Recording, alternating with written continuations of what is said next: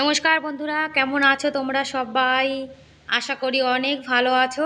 আমার নতুন আরেকটি ব্লগে তোমাদের সবাইকে জানাই অনেক ভালোবাসা আর অনেক স্বাগত। আর তোমরা যারা এখন ভিডিওটি দেখছো তোমাদেরকে অনুরোধ করছি, প্লিজ তোমরা একটা লাইক করে ভিডিওটি কন্টিনিউ করো। আর আজকে আমি ভিডিওটাতে দেখাবো যে আমরা পাহাড়ি এলাকায় ঘুরতে গেছিলাম। আর পাহাড়ের উপরে উঠে আমি জানো তো একদমই নিচে নামতে পারছিলাম না। আর পাহাড়ের উপরে একটা মন্দিরও আছে, তোমাদের সঙ্গে শেয়ার করব। তাহলে ভিডিওটা দেখতে থাকো আর প্লিজ ভিডিওটা স্কিপ না করে পুরো ফুল দেখার অনুরোধ রইল। আশা করি তোমাদের আজকের ভিডিওটি ভালো লাগবে। আর ঘরবাড়ি সব ঝাড় দেওয়া গেছে, মানে বাসি কাজ সব হয়ে গেছে। ঠাকুর প্রণাম টনাম করবো, এখনও করিনি। এদিকে রান্নাও বসিয়ে দিয়েছি, কেন আজকে তো একাদশী, আমরা তো খাবো না, দুই বাচ্চা খাবে। তাই দুই বাচ্চার জন্য একটু সয়াবিন করবো আর উচ্ছে ভাজা করব। উচ্ছে ভাজা হয়ে গেছে, সয়াবিনটা বসিয়ে দিয়েছি। ওইদিকে হিটারে ভাত বসিয়ে দিয়েছি। আর এদিকে সয়াবিনের ঝোলটা বসিয়ে দিয়ে তারপরে যে শিবজির মাথায় জল ঢালবো। মানে সকালে কিন্তু রোজ আমার একই কাজ। আজকে ছেলের স্কুল নেই বলে আজকে কিন্তু অত তাড়াহুড়ো নেই। আজকে ওদের স্কুল ছুটি আছে, যার জন্য ধীরে সুস্থে রান্নাবান্না করছি। আজকে আমরা খাবো না, দুই বাচ্চা খাবে। তা দুই বাচ্চার জন্য একটু সয়াবিন করবো আর উচ্ছে ভাজা করব। যেদিন আমরা খাই না সেদিন বাচ্চাদের জন্য ওদের পছন্দের খাবার বানাই। এদিকে ভাজা জিরে আর শুকনো লঙ্কা তুলে রেখেছি, ওটা বেটে দিয়ে দেবো সয়াবিনের মধ্যে। হিটারে ভাত বসিয়ে দিয়েছে আর ইন্ডাকশন ওভেনে গরম জল বসিয়েছি। তরকারির মধ্যে গরম জল দেবো। আর দেখো আমার ঘরের কি অবস্থা। আর আমার ছেলে দেখো ড্রয়িং বানিয়েছে। এই ড্রয়িংটা কিন্তু ও একা একা বানিয়েছে, দেখো কত সুন্দর। ওই যে ফ্রি ফায়ার খেলে ওটা দেখেই বানিয়েছে। এদিকে গোপাল সোনাও কিন্তু ঘুম থেকে উঠে গেছে। এখন গোপাল সোনা স্নান করবে, সব রেডি করা হয়ে গেছে। সকালে ঘুম থেকে ওঠার সঙ্গে সঙ্গে স্নান করাই না। গোপাল সোনা বসে বসে এখন টিভি দেখছে, ঘরটাও গোছাবো।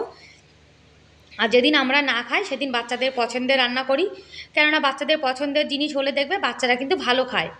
সেই জন্য যেদিন একাদশী হয় সেদিন ওদের পছন্দেরই খাবার হয়। আর উচ্ছের ভাজাটা কিন্তু আমার ছেলে খুব ভালো খায়। উচ্ছেটা একটু হালকা, মানে একটু কড়কড়ে করে ভাজা করলে ও খুব ভালো খায়। এদিকে গোপাল সোনা স্নান হয়ে গেছে আর গোপাল সোনার একটু আরতি হচ্ছে। আর গরমও কিন্তু খুব পড়েছে, এত গরম যে পাখা ছাড়া কিন্তু এক মুহূর্ত থাকা যায় না। যার জন্য একটু সময় আরতি করা হলো, বেশি সময় করা হলো না। আর সোনাকে সেবা দিয়ে দিতে হবে, তো সকালে একটু ফল কেটে দিয়েছে। কারণ একাদশী তো, একাদশীর দিন তো আমরা ফল খাবো। তা ভগবানের ভোগ লাগিয়ে কিন্তু খাওয়া উচিত, যার জন্যে গোপাল সোনাকে দিয়ে দিলাম উচ্ছে ভাজা। আর কানাকে তো ফল দিয়ে সকালে সেবা দিয়েছিলাম, তা কানাকে তো একটু পরে দিলে হয়ে যাবে। তো ভাবছি ঘরটা গুছিয়ে নিই, ঘরটা পুরো এলোমেলো রয়েছে। আর এদিকে ঘরে যা এলোমেলো জামা কাপড় ছিল সেগুলো এখন গোছাবো। ওই যে রান্না বসিয়ে দিয়েছি, আর রান্না বসিয়ে দিয়ে কিন্তু ঘরের অন্য সব কাজবাজও কিন্তু করা যায়। আর রান্না করার সময় কিন্তু রান্নার মানে সব সবজি টবজি কেটে ধুয়ে আগে থেকে রেডি করে রেখে দিলে রান্না করতে কিন্তু একদমই অসুবিধা হয় না। আর আমি কিন্তু রান্না করার সঙ্গে সঙ্গে আবার সবজি কাটতে পারি না, যার জন্য আমি কিন্তু সব কিছু একবারে গুছিয়ে নিয়ে তারপর রান্না বান্না করি। আর ঘরটা তো গোছানো গাছানো করতেই হবে। আর বাচ্চার তো আজকে স্কুল নেই, ওদের স্কুল ছুটি রয়েছে। আর ঘরটা এলোমেলো থাকলে জানো তো একদম কিন্তু ভালো লাগে না। সেই জন্য আমি কাজের ফাঁকে ফাঁকে কিন্তু ওই মাঝে মাঝে একটু ঘরের গোছানোর কাজটা করে ফেলি। তাহলে দুটো কাজ কিন্তু আমার একসঙ্গে হয়ে যায়। আর আগে জানো তো আমি সময়ের কাজ কিন্তু একদমই সময়ে করতে পারতাম না। আর মেয়েদের কিন্তু দেখবে সংসার করার একটা অভ্যাস ধীরে ধীরে হয়ে যায়। আর বিয়ের আগে তো কারোর এই অভ্যাসটা থাকে না। কেননা বিয়ের আগে মেয়েরা কিন্তু কোনো সংসার তো করেই না। আর লজেন্সের একটা খোসা ছিল, আমি দেখতে পাইনি। লজেন্সের ওই কাগজটা ওই পাশে পড়ে গেছে, পরে ঝাড় দিয়ে কিন্তু আবার বের করে নিয়েছিলাম। আর বাচ্চা তো স্কুল ছুটিও ঘরে রয়েছে। এই যে আমার গোপাল সোনারও স্নান হয়ে গেছে, বড় গোপালেরও স্নান হয়ে গেছে।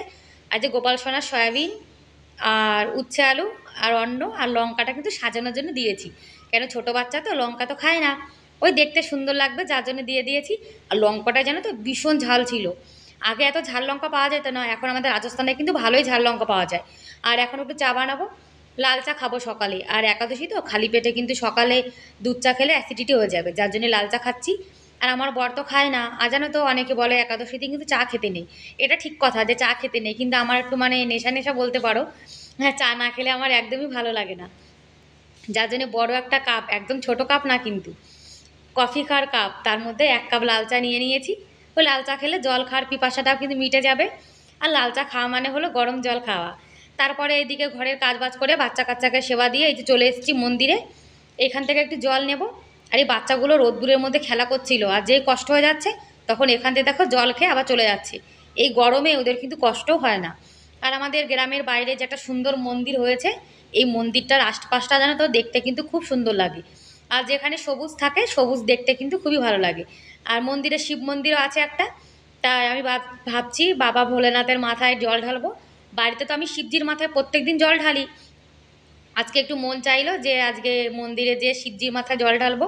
আর গ্রামের ভেতরে একটা মন্দির আছে, সেখানে অনেক লোকজন বসে থাকে তো, যার জন্য এই বাবা মোল্লানাথের মন্দিরে এসেছি। এখানে কিন্তু ফাঁকা, কেউই নেই, আমরা দুজনই ছিলাম।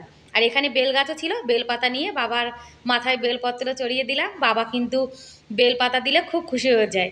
আর ভগবানকে খুশি করা মানেই তো আমাদেরই ভালো, তাই না? তাই একটু বাবাকে বেলপাতা দিচ্ছি যাতে বাবা খুশি হয়ে যায়। আর বন্ধুরা, আজকের ভিডিওটা কেমন লাগলো তোমরা কিন্তু কমেন্ট করে অবশ্যই জানাবে। আর তোমরা যদি আমার ভিডিওটা আজকে কেউ নতুন দেখে থাকো আর এরকম ভিডিও তোমাদের যদি দেখতে ভালো লাগে, তাহলে তোমরা চাইলে আমার চ্যানেলটিকে সাবস্ক্রাইব করে আমার এই ছোট্ট পরিবারের পাশে থেকে যেতে পারো। আর এই কাজটি যারা করে দিয়েছো অলরেডি, তাদেরকে অনেক অনেক ধন্যবাদ। আর যে নতুন নতুন আর আমার প্রিয় প্রিয় দিদি ভাইরা পুরনো যারা আমার ভিডিও রোজ দেখো আর কমেন্ট করো, তোমাদের কিন্তু কমেন্ট করার জন্য আর আমার ভিডিও দেখার জন্য অনেক অনেক ধন্যবাদ। এই যে আমরা অনেক কষ্ট করে একটা ভিডিও বানাই আর তোমরা সুন্দর করে কমেন্ট করো, এই কমেন্ট করে কিন্তু আমাদের মনটা খুব খুশি হয়ে যায় আর অন্য একটা ভিডিও বানানোর কিন্তু আগ্রহটা বাড়ে। আর দেখো মন্দিরের আশপাশে জায়গাটা কত সুন্দর। আর তোমরা যে যে দিদিভাইরা আমার ভিডিও দেখেছো, আমি কিন্তু সব দিদিভাইয়ের ভিডিও কিন্তু দেখেছি, কিন্তু কি বলো তো, ভিডিও দেখার সঙ্গে সঙ্গে তো কারো চ্যানেলে যেতে নেই, তাহলে কিন্তু সাবস্ক্রাইব কেটে যায়।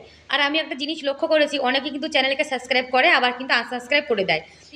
আনসার সাবস্ক্রাইব করতেই হয়, তাহলে সাবস্ক্রাইব করার কোনো তো মানেও নেই। কেউ তো জোর করেনি তোমাদেরকে, তোমাদেরকে তো কেউ বলেনি ভাই তোমরা করো। যদি তোমাদের মনে চায় তাহলে করবে, আর মনে না চাইলে তা একদম সাবস্ক্রাইব করবে না। অনেকে সাবস্ক্রাইব করে আবার আনসাবস্ক্রাইব করে দেয়, এটা মানুষের স্বভাব। মানুষের স্বভাব কিন্তু কখনো পাল্টানো যায় না, যে যে স্বভাব নিয়ে জন্মায় তার কিন্তু সে স্বভাবটা রয়েই যায়। কিন্তু আমি কারো চ্যানেল সাবস্ক্রাইব করে কখনো কিন্তু আনসাবস্ক্রাইব করি না। যদি ভালো না লাগে দেখবে না, কেউ তো তোমাদেরকে বলেনি, তাই না? এটা হলো ছোট মনের পরিচয়, যাদের মন ছোট তারাই কিন্তু এরকম করে। তারপরে আমরা ঘুরতে চলে এসেছি পার্কে, আমার ছেলে খেলা করছিল, তা রোজ রোজ তো আর পার্কের ভিডিও দেখানো যায় না। আর আজকে আমরা পাহাড়ের উপরে একটা মন্দিরে ঘুরতে যাব, চলো তোমাদেরকে দেখাই।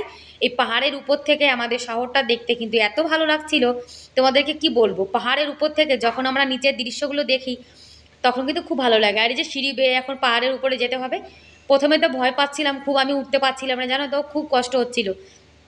তাও কিন্তু ধীরে সুস্থে অনেক কষ্ট করে উঠে গেছি। আর আমার ছেলে কিন্তু অনেক আগে লাফ মেরে দেখে উঠে গেছে, আর বারবার বলছে মাম্মা তুমি তো অনেক লেটে লেটে উঠছো। আমি বলছি শোনা আমার কষ্ট হচ্ছে। তারপরে দেখো মন্দিরে চলে এসেছি, আর মন্দিরের উপর থেকে নিচটা দেখতে কত সুন্দর লাগছে।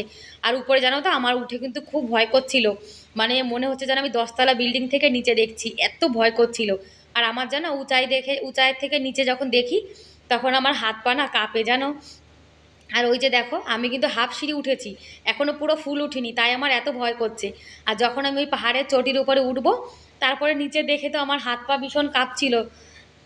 আর এদিকে একটা জলের পাইপও চলে গেছে, মন্দিরে যখন জলের দরকার তখন মোটর চালিয়ে ভরে নেয়। আর পাহাড়টা কিন্তু মানে মন্দিরটা কিন্তু অনেক উপরে। আর আমাদের রাজস্থান তোমাদের কেমন লাগলো তোমরা কিন্তু অবশ্যই জানিও। আর পাহাড়ি এলাকা দেখতে কিন্তু খুব ভালো লাগে। আর পাহাড়ের উপরে সব কিন্তু কাটা যে গাছগুলো হয়, কাটা গাছই কিন্তু পাহাড়ের উপরে বেশি হয়, আর কোনো গাছ কিন্তু হয় না। আর পুরো আমাদের নিমরানা শহরটা কিন্তু দেখা যাচ্ছিল, ওই পাশে বড় বড় কোম্পানি যে বিল্ডিংগুলো, সেই বিল্ডিংগুলো দেখা যাচ্ছিল। আর এদিকে সূর্য মামা ডোবা ডোবা ভাব চলে এসছে, ঠিক ওই পাহাড়ের পেছন থেকে সূর্য মামা ডুবছে, যার জন্য ভিডিওটা কিন্তু ভালো হচ্ছিল না। আর এই যে আমরা কিন্তু পুরো মন্দিরের উপরে উঠে গেছি, আর আমার ছেলে দেখো নিচ থেকে দেখছে, কিন্তু আমার না খুব ভয় করছিল। আর ছেলেকে বারবার বলছি সোনা তুই নিচের দিকে মানে তাকাস না, তোর কিন্তু ভয় করবে, বলে কি আমার ভয় করে না। তারপরে এখানে একটা বাবা ভোলেনাথের মন্দির আছে দেখো, অনেকে কিন্তু এখানে আসে। এই যে পাহাড় কেটে কিন্তু মন্দিরটা বানানো হয়েছে, এদিকে হনুমানজির একটা মূর্তিও রয়েছে। পাহাড় কেটে তারপরে কিন্তু রাস্তা বানিয়ে তারপরে মন্দিরটা বানিয়েছে। আর এই পাহাড়গুলো দেখো কত উঁচু, আর এখান থেকে দেখো পাহাড়টা থেকে মনে হচ্ছে যেন আকাশ একদম পাহাড়ের সঙ্গে মিশে গেছে। আর এরকম প্রাকৃতিক দৃশ্য দেখতে কিন্তু খুবই ভালো লাগে। তোমাদের কেমন লাগলো বন্ধুরা কমেন্ট করে কিন্তু অবশ্যই জানিও। তাহলে আজকের মতো এ পর্যন্তই, দেখা হবে পরের ভিডিওতে, ততক্ষণ অনেক ভালো থেকো, অনেক সুস্থ থেকো, বাই বাই।